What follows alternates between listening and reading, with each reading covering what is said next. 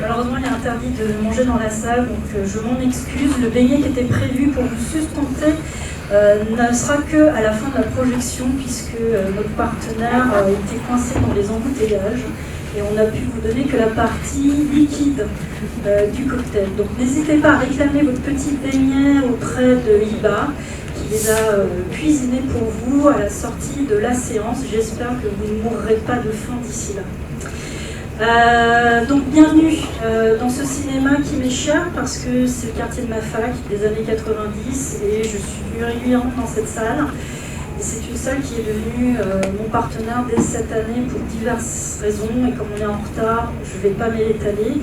Je vais être très brève là-dessus, mais ce lieu fait sens puisque nous sommes raccords en termes de programmation et c'est extrêmement important en 2025 d'être accueillis dans un lieu qui comprenne ce que vous programmez, pourquoi, et que ce ne soit pas choquant dans sa ligne éditoriale, puisque l'Espace Saint-Michel est un lieu où les films qui ne trouvent pas forcément de distributeurs, donc qui sont autoproduits, et surtout ce sont des films souvent politiques, militants, engagés, et ils assument, et surtout sur des sujets soit queer, féministes, travaillant les minorités, et donc pour moi c'est on va dire un critère de sélection dans une salle partenaire. Je me suis désengagée de la précédente puisque peut-être vous en avez entendu parler, mais le groupe du Lac Cinéma a un management toxique, fait des licenciements abusifs et a une programmation malheureusement très hypocrite puisqu'il programme des réalisatrices et des queers. Et surtout, quand vous voulez dire pourquoi votre cinéma est politique, vous dites non, surtout, je ne veux pas parler de politique. Donc ici, je programme des films dont j'assume la résonance politique avec une salle qui n'a aucun problème avec la politique. Et ça, c'est sacré parce qu'on croit avoir acquis des droits et des usages et des habitudes quand on programme dans la culture, parce qu'on se dit on est en France, pays des droits de l'homme, ce genre de choses, et des femmes, puisque vous êtes dans un festival féministe. Eh bien, c'est pas évident parce qu'en 2025, vous n'êtes pas forcément en raccord avec la salle qui vous accueille. Et pourtant, je l'adore, la salle où on était précédemment, puisque c'est ma salle de quartier en plus. J'apprécie énormément la directrice, mais c'est plus haut que ça se joue et que ça passe mal. Donc, ce pourquoi cette année vous êtes à l'Espace Saint-Michel, je vous emmène dans mon quartier de fac d'études, du cœur de la cinéphilie. Des mouvements de mai 68, donc voilà, vous êtes dans un haut lieu qui a beaucoup vécu, les murs en ont vu des vertes et des pas mûres. En petit préambule, je voulais aussi rajouter qu'on a eu des retours de festivals où ça se passait pas très bien, aussi au niveau du public, du comportement entre spectateurs, et moi je voudrais rassurer que toutes les personnes qui viennent à mon festival, qu'elle ne se sente pas mal à l'aise ou qu'elle va se sentir jugée ou agressée.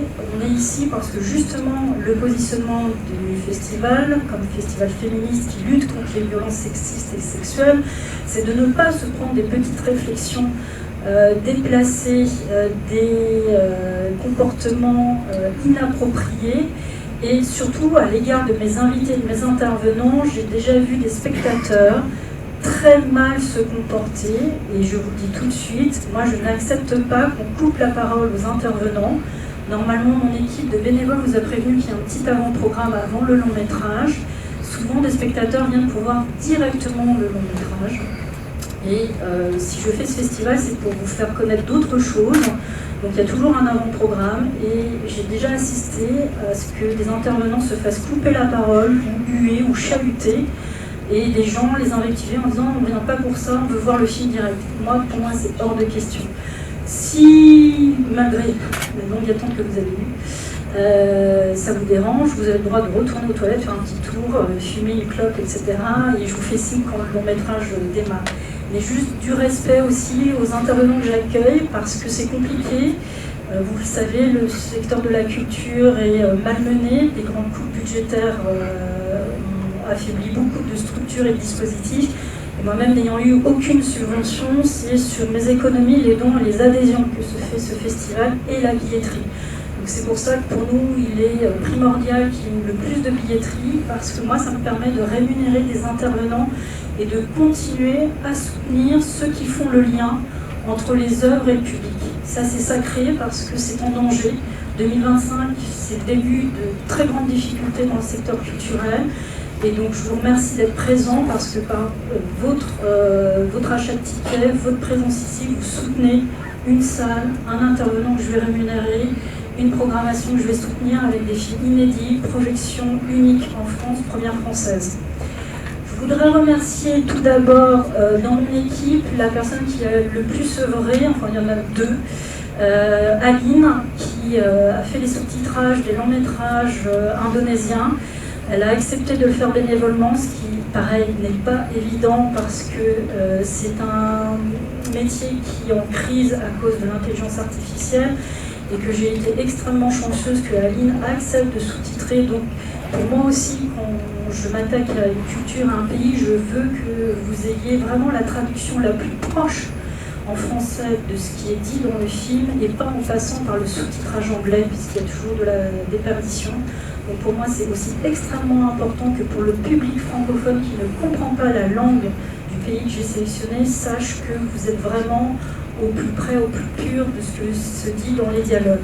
Je remercie surtout aussi Anne, qui nous a fait les DCPE, on a failli se faire des cheveux blancs, on a eu pas mal de nuits compliquées, mais les films sont là. Je vais juste vous demander un petit peu de bienveillance concernant le sous-titrage, parce que c'est moi qui les ai tous assurés au niveau du spotting, c'est-à-dire le calage. Et à un moment donné, mon cerveau a fait une fracture. Donc quand vous entendrez beaucoup de scènes qui répètent à l'aide, au secours, ou Sandal Bolong, si c'est un peu décalé, c'est que ni l'ordinateur ni le cerveau a voulu suivre, tellement ça répétait la même chose, et que j'y ai passé 5 jours et 4 nuits à rattraper tant bien que mal. Donc c'est les seules choses qui ne sont pas tout à fait synchrones. Le reste, j'ai essayé que ce soit le plus confortable pour vous. Et puis évidemment le reste de mes bénévoles, parce qu'ils sont cravachés avec moi. L'année dernière, on nous a dit que le point faible du festival, c'était la communication. Donc là, j'ai vraiment tanné tout le monde pour que vous voyez des flyers, des affiches, des publications dans tous les sens. J'ai fait ma VRP dans toutes les salles, je reconnais des spectateurs que je suis allée chercher dans des séances, que ce soit à Nanarland, que ce soit au Forum des Images ou ailleurs. Donc c'est limite si je vous ai kidnappé pour que vous veniez ici. Et évidemment, toutes les personnes qui nous ont aidés à faire ce festival, qui nous ont relayés, donc il y a la presse notamment, et toutes les personnes de bonne volonté qui ont fait des petites stories, des petits tweets, etc. pour nous visibiliser, parce que la salle est bien fournie et donc c'est très très chouette parce qu'il y a tellement de propositions culturelles à Paris. Donc je vous en remercie d'avoir fait le choix d'être là ce soir. Je voulais aussi remercier donc mes intervenants. Je vais vous demander de les accueillir. Il y a la personne qui parraine cette année, Cathy Basset.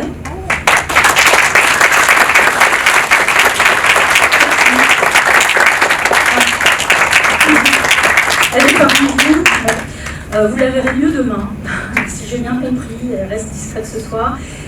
Chaque année, je demande à une personne de parrainer ou de marrainer. L'année dernière, c'était Xavier Gauthier, grande figure des pro-IVG dans les années 70 et qui avait créé la revue Sorcière. Et chaque année, le parrain ou la marraine doit être en lien avec la programmation. Et comme cette année, c'est l'Indonésie, je voulais quelqu'un qui soit véritablement attaché à ce pays, qui sache vous transmettre ses connaissances. Donc je me fais toujours aider aussi d'une caution scientifique. L'année dernière, c'était Fleur Ferrand-Hawkins. Et donc pour moi, c'est important d'avoir aussi des scientifiques qui viennent vous parler, parce que la culture, c'est aussi les sciences, et les sciences, c'est aussi la culture. Donc revenez demain, Cathy vous donnera une petite conférence en avant-programme sur la magie tantrique en Indonésie, pour faire court, parce que le titre de la conférence est un petit peu plus long. Dans mes intervenants, nous avons un expert des cinémas asiatiques qui a collaboré avec moi plusieurs reprises. Donc, vous pouvez accueillir Bastien Merson.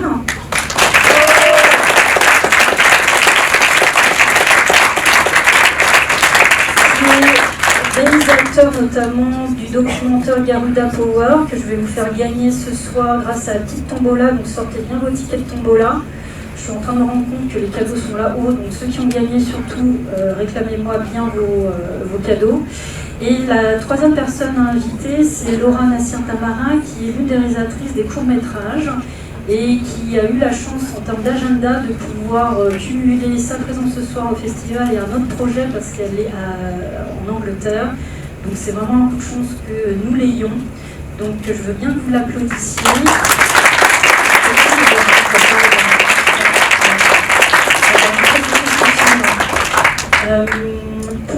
Alors, qui c'est qui vient pour la première fois au Festival des Sortilèges?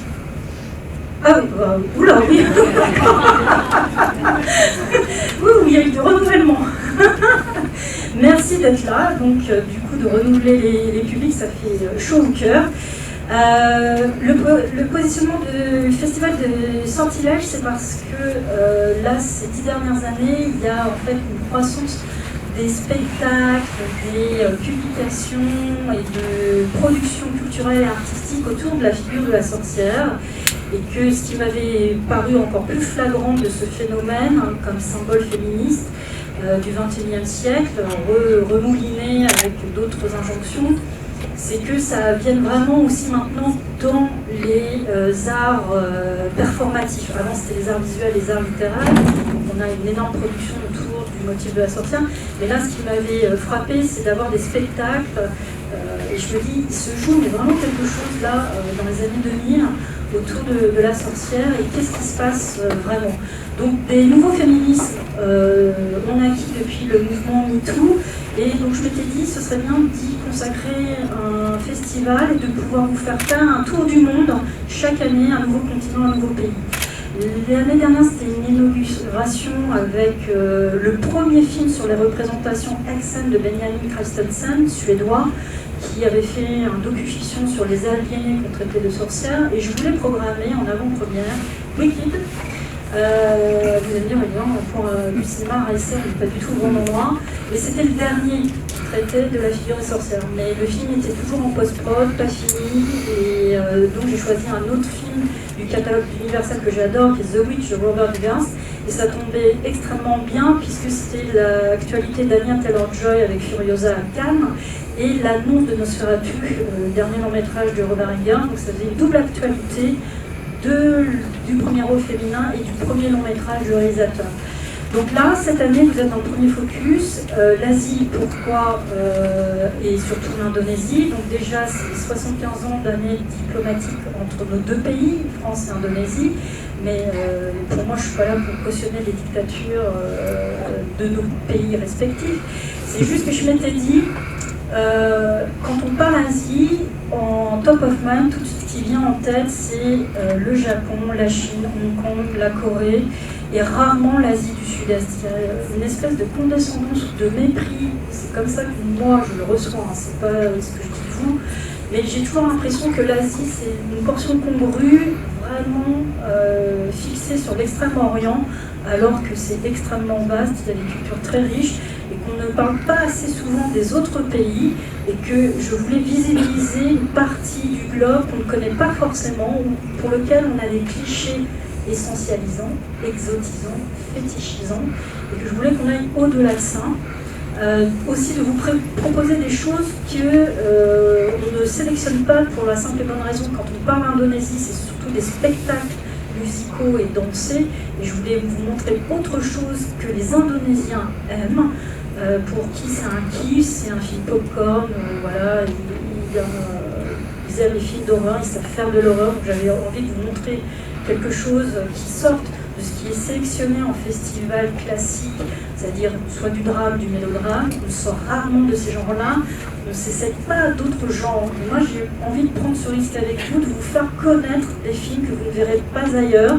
C'est un risque aussi pour le cinéma, parce qu'il n'y a personne, et ben je me suis plantée et on ne vous suivra pas. Mais si vous êtes là, c'est rassurant, parce que vous avez de la curiosité, et je gage sur votre curiosité. L'Indonésie aussi, pourquoi? Parce qu'il y a quand même une création féminine.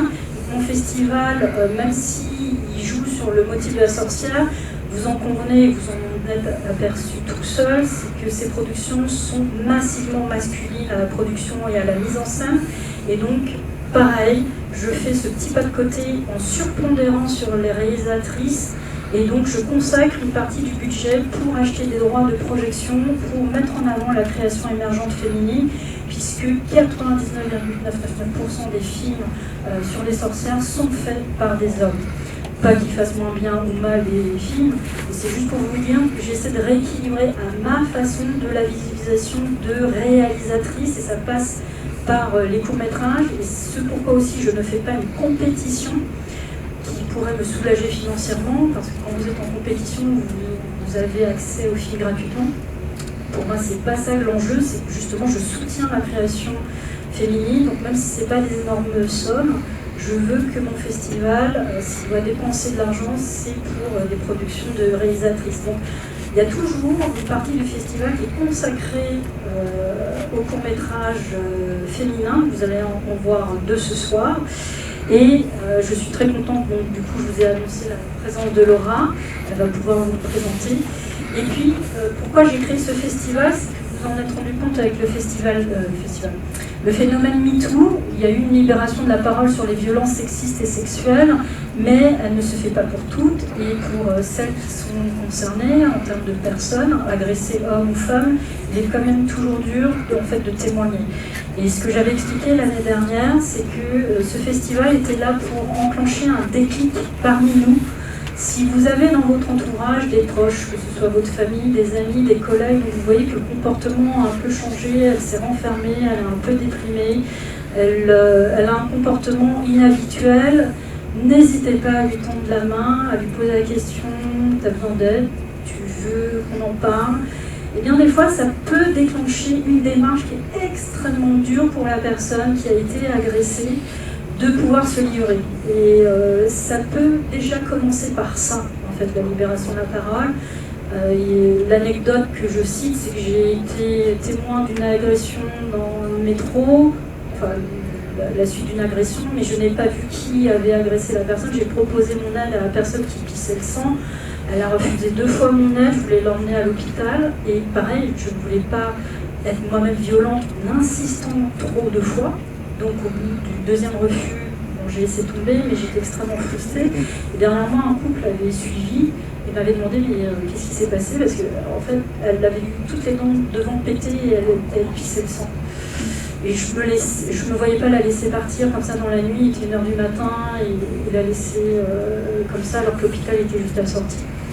Et j'étais complètement impuissante sur le bord du trottoir à parler avec ce jeune couple qui s'enquérait de l'issue de cet échange. Et ils m'ont dit, alors c'était moi qui cherchais à réconforter, consoler cette jeune femme, ce sont eux qui m'ont coordonné en me disant mais peut-être que cette jeune femme qui a refusé votre aide va peut-être se souvenir que vous aviez proposé de l'aider.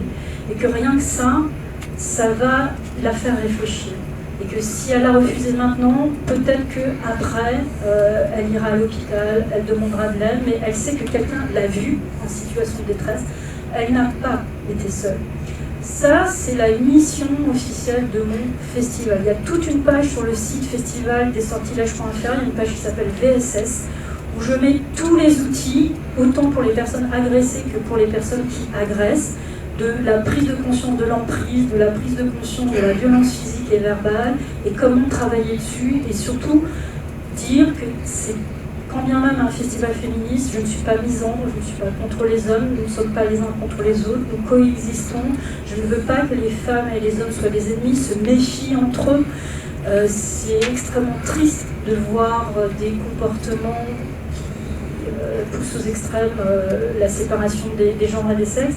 Je voudrais qu'on arrive à mieux vivre ensemble ce qui se passe, et surtout qu'on s'entraide et qu'on ne reste pas les bras ballants devant quelqu'un qui aurait besoin d'aide ou d'assistance.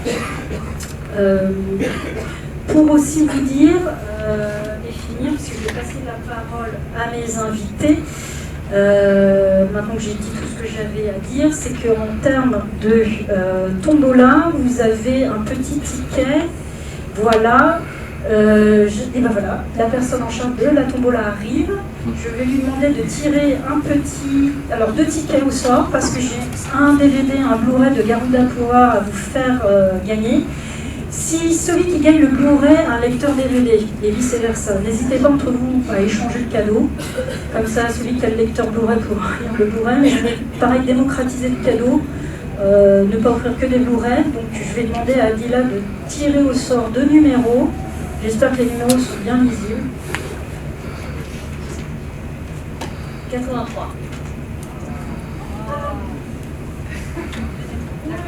Alors, comme j'étais en train de prendre tous les séances, j'ai oublié les cadeaux là-haut. Vous n'hésitez pas à venir me voir en fin de séance pour le réclamer. 67. Alors, regardez bien, venez me voir à la fin de la séance. Et on verra qui a un lecteur Blu-ray ou un lecteur DVD. Je passerai le Blu-ray à qui de droit et le DVD à qui de droit. Alors comme je parle justement de Garuda Power à faire gagner, nous avons le réalisateur de Garuda Power, cette personne qui est donc spécialiste des cinémas asiatiques et qui a fait ce film, parce que dès qu'on parle de cinéma indonésien, c'est des films de tatane, de l'action, etc. Et ce que je vous propose, c'est pas forcément de la tatane, voilà. Mais vous dire qu'il y a d'autres choses à voir, et donc je l'ai convié à être notre intervenant pour les 2 soirées afin de vous présenter les films. Donc il y a le court-métrage 3, 2, 1, I Don't Seek, et nous avons Laura. Je vais demander à Laura de nous rejoindre, et je vais vous laisser présenter les films. Je vous donne le micro. Je m'appelle Laura Tamara, je suis réalisatrice de films d'animation basée à Londres depuis Los Angeles. Vous allez voir The Witch's Mask, qui est mon film de fin d'études réalisé au Royal College of Art, qui est du coup une université d'art au Royaume-Uni. Le film date de 2017 et le pitch est le suivant. Un jeune homme revient voir sa mère mourante, mais que faire quand sa mère est une divinité meurtrière? Ce film s'inspire du folklore indonésien, du thème de la fatalité emprunté à la tragédie grecque et de l'ambivalence que l'on peut avoir face aux liens familiaux. Il a pour base le mythe de la sorcière Rangda, reine des démons dans la mythologie balinaise, et l'image du balang, que vous avez peut-être vu dans les danses, qui représente le bien. À l'époque de l'écriture du film, j'avais découvert une version racontant que le personnage de Rangda pouvait provenir historiquement de l'histoire d'une reine javanaise exilée pour sa pratique de la sorcellerie, Rangda Datta, la mère du futur roi Airanga, et que plus tard son fils était devenu roi et était revenu la combattre. Donc la question que je me suis posée dans l'élaboration du film, c'était la suivante: qu'est-ce que ça fait d'être l'enfant de la sorcière? Le film se passe dans un lieu composite, inspiré de Bali, mais aussi des paysages autour du volcan Merapi, près de Yogyakarta, pour ceux qui connaissent l'Indonésie, et de mes souvenirs d'enfant, métis. Donc pour la musique, on retrouve un morceau de pop-punk indonésien du groupe Kill by Best Friend, ainsi qu'un morceau de gamelan, Japanese, gamelan balinais, interprété par l'ensemble londonien Lila Chita, et tout lié par le sound design des compositeurs néerlandais Dirk Little et Robin Koek. Tout ça soutenu par la bourse du studio Factory. Bon visionnage, j'espère que mon film vous fera voyager.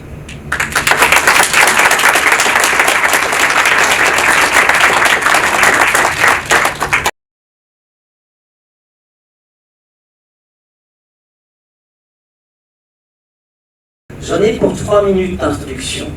Pour les personnes grognonnes, ronchonnes en disant comment ça commence à bien faire, là, etc., c'est le moment d'aller faire pipi, de décompresser, de prendre une cigarette, comme je vais le faire après, mais c'est parce que je suis addicted. Donc voilà, 2-3 minutes, mais chez moi ça veut dire 5 minutes, je suis désolé. Merci infiniment d'avoir bravé le feu de l'enfer qui sont dus au changement climatique pour venir vous réfugier dans une salle obscure qui est climatisée. Ce qui va faire qu'on contribue au changement climatique et qu'il va faire encore plus chaud parce qu'on aurait vu ce soir les courts-métrages et les documentaires, mais on vous veut dans une zone de confort, plutôt oublier notre quotidien et toutes les problématiques qui sont liées et trouver la solution dès en sortant de cette salle. Je suis extrêmement content que vous ayez voulu pousser les portes de la curiosité pour voir un film qui s'appelle, un documentaire qui s'appelle Susanna, The Queen of Black Magic, la reine de la magie noire. Un film réalisé par David Gregory, que je ne suis pas en l'occurrence. Voilà. On a déjà claqué tout le budget pour ramener Laura. et payé, etc. Lui, David, non, il était indisponible, il est entre l'Angleterre, les États-Unis et l'Asie, mais je vais essayer de faire en sorte que les absents n'ont pas forcément tort en le représentant parce que je le connais un petit peu. Et juste pour vous resituer le personnage qui a commis le documentaire que vous allez voir, quelques mots-clés. Le premier, ce serait « et c'est un geek ». C'est un vrai geek.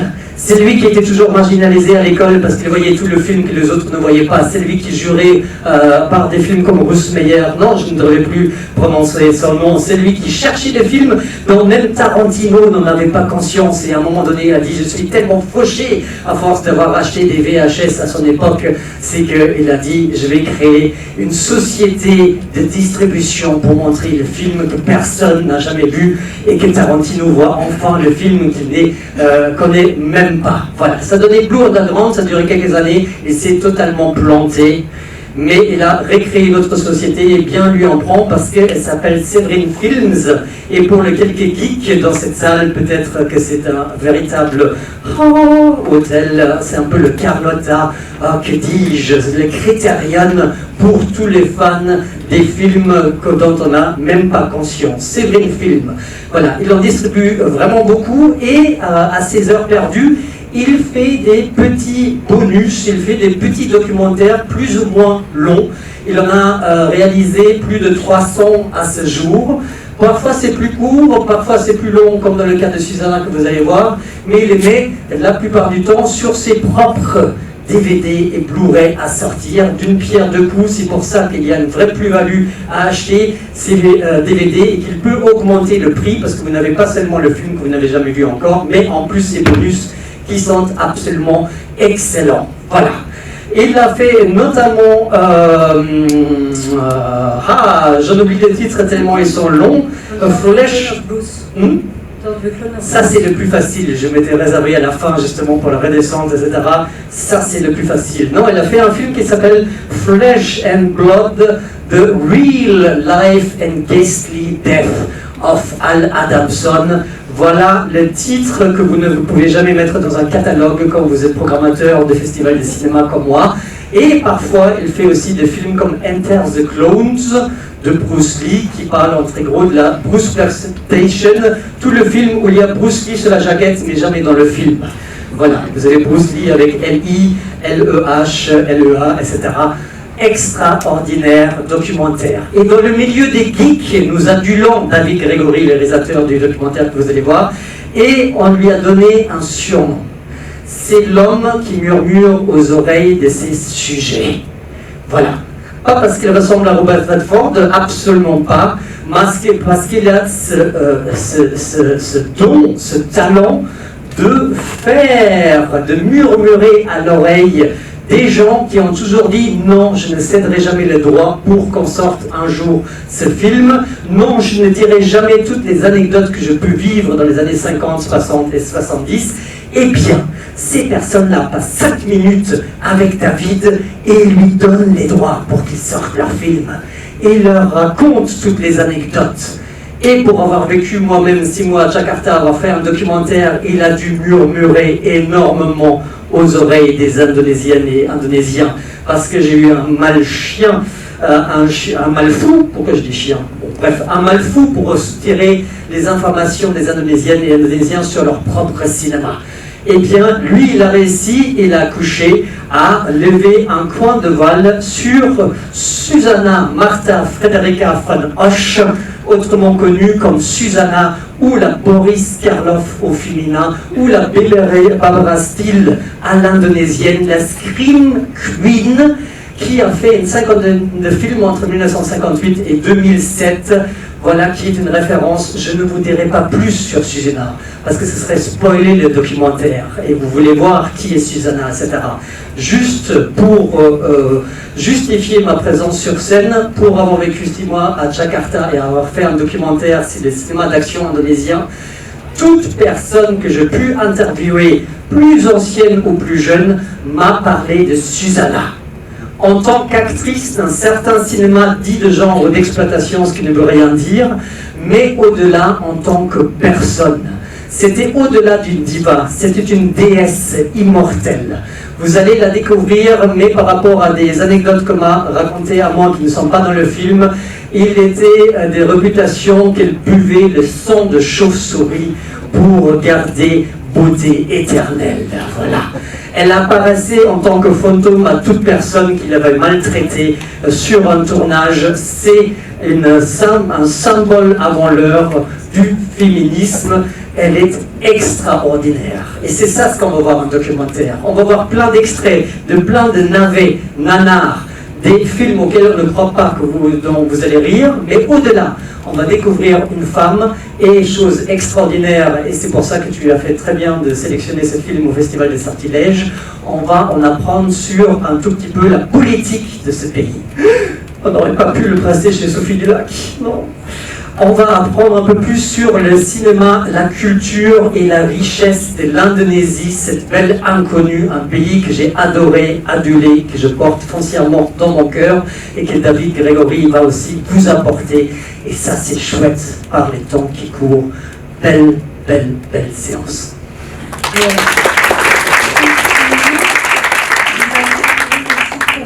Elisabeth Lim, 3, 2, 1, I Don't Seek. Alors, je voudrais juste vous révéler que c'est une petite cucu de 20 ans. Elle est à son 5e court-métrage. Si j'ai sélectionné des courts-métrages avec le petit comité, c'est qu'on voulait visibiliser aussi des courts-métrages qui ne sont pas forcément sélectionnés dans des gros festivals, surtout les gros festivals, ils sélectionnent toujours les mêmes courts-métrages. Mais je voulais vous montrer la création émergente indonésienne, ça c'était extrêmement important pour moi, des courts-métrages récents, et surtout qui ne sont pas forcément vus en nombre. Pour Laura, c'est sa 2e projection en France, et je voulais que ce film soit vu dans un contexte hors université, que ce soit un public un peu curieux qui vienne. Donc pour moi c'est vraiment important, je ne fais pas de compétition, parce que déjà programmer, choisir c'est sacrifier, et c'est déjà dire qu'on aime une heure. En revanche, pour vous révéler les dessous, c'est qu'on n'avait pas de consensus sur les courts-métrages, on n'avait pas cette année de gros favoris, l'année dernière oui. Et moi, mes favoris, si j'avais été une dictatrice, je vous aurais asséné de 2 courts-métrages de 30 minutes expérimentaux avec un régime d'image totalement hétéroclite à vous faire saigner les yeux. Et je me suis dit, je ne vais pas vous infliger ça.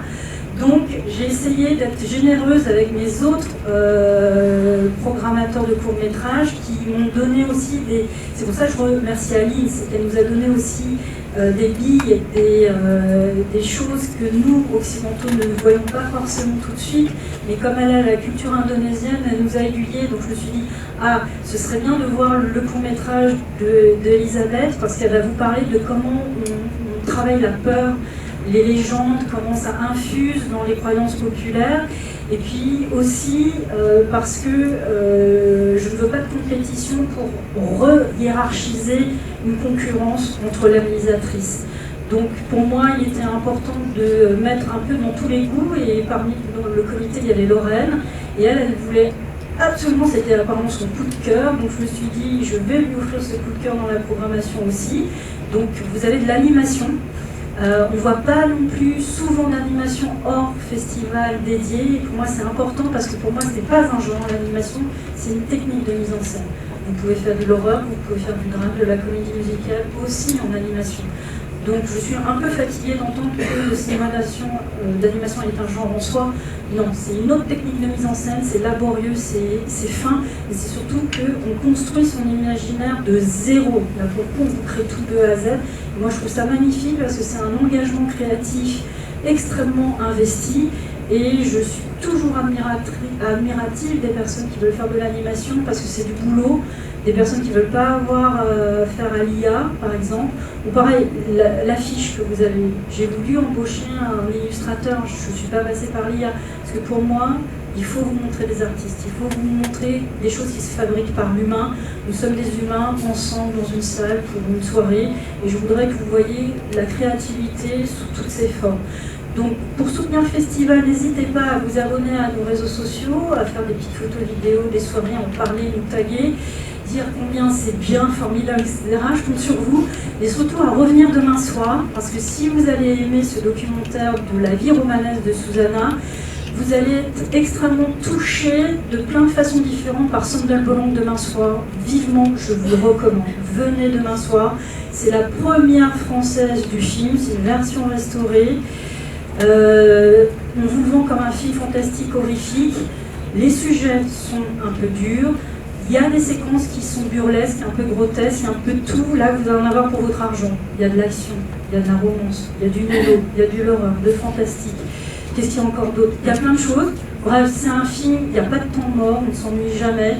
Et la fin me crève toujours le cœur. Je suis toujours extrêmement bouleversée. Je l'ai vu 50 fois pour les sous-titres. Je suis toujours émue par ce film. Donc je vous invite à venir à nouveau demain soir et à prendre votre petit beignet à la fin du film. Et vous avez des sondages, n'hésitez pas à prendre 5 minutes quand les lumières se rallument, à remplir le petit sondage, on en a besoin pour nous améliorer. Et je vous laisse profiter enfin des films. Et je vous attends là-haut, si vous voulez qu'on discute des films ou autres, je suis disponible, il y a le bar Les Affiches qui est ouvert jusqu'à minuit. Bonne projection.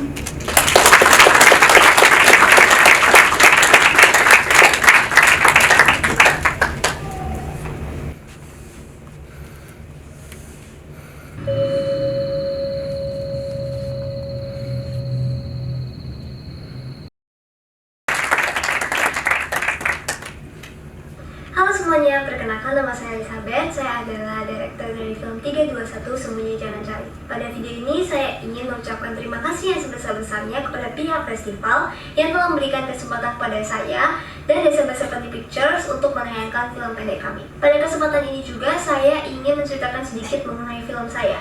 Jadi film saya ini bercerita tentang kepercayaan masyarakat Indonesia mengenai waktu maghrib yang dipercaya sebagai waktu yang sakral. Pada berbagai budaya dan tradisi, terdapat juga beberapa mitos yang mengelilingi waktu maghrib itu sendiri, dan salah satunya adalah dilarang bermain petak umpet ketika maghrib atau yang biasa disebut sebagai pamali. Kisah karet dalam film ini menceritakan tentang betapa bahayanya apabila melanggar pamali tersebut. Melalui film ini, saya ingin agar penonton mendapatkan pengalaman mengenai mitos dan tradisi yang berkembang di Indonesia, serta akibat apabila melanggarnya.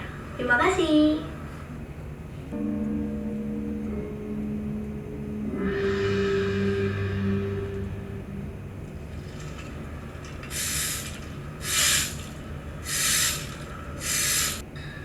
Hello, my name's David Gregory. I am the director of Susanna, the Queen of Black Magic, and also the proprietor of Severin Films, the boutique label, which releases all kinds of cult films on Blu-ray and UHD, and also produces documentaries on the weird world of cinema, like Enter the Clones of Bruce, Woodlands Dark and Days Bewitched, Lost Soul, The Doomed Journey of Richard Stanley's Island of Dr. Moreau. And so we're always looking for new and interesting subjects that haven't been covered about genre cinema around the world. And when I was on a trip to Indonesia, I was talking to Joko Anwar, who is kind of the big young genre director in Indonesia right now, making some of the biggest films released there. And we started talking about Susanna, who was their biggest horror star. And I'd never heard of Susanna, and I started looking into her, and she apparently had mystical powers and a very secret private and professional life, and was like a megastar over in Indonesia, and like a household name. And then and this was proved by the fact that I would talk to people in restaurants, old and young. Anyone I mentioned Susanna to, they immediately knew who she was. They immediately talked about the Susanna stare and talked about how scary she was, and was she actually a witch in real life? So of course this intrigued me immediately. The idea of going to Indonesia and making a documentary was very exciting to me. So began this journey. I got in touch through Joko with a producer called Eki Imanjaya, who was utterly perfect to coordinate and put everything together, to interview all her family and the colleagues, critics, anyone who could talk about the mysterious life of Susanna. And so that's what this documentary is, and I hope you enjoy it. Also showing, I understand, is Sondel Bolong, which is probably her most famous film. She played Sondel Bolong in several films, but this is the original, the one that made her into a horror star. where she plays a vengeful spirit with a hole in her back because she had a baby born out of her back when she was dead. So this is is not actually a Severin restoration. It was actually mastered by Pete Toombs of Mondo Macabro, the utterly indispensable book on world horror cinema, Pete Toombs. And he worked with Rappi to restore a bunch of their films because a lot of their film elements were falling into disrepair and they didn't seem to be storing them particularly well. So he helped them actually get a lot of their films restored, and this is their restoration of Son of Bond. So I hope you enjoy. Thank you.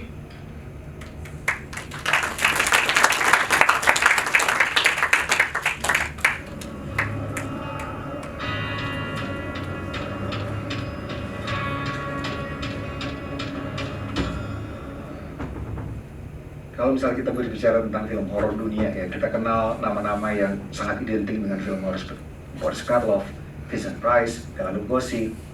Kita punya satu nama lagi yang menurut saya melebihi mereka semua, dan namanya adalah Susanna.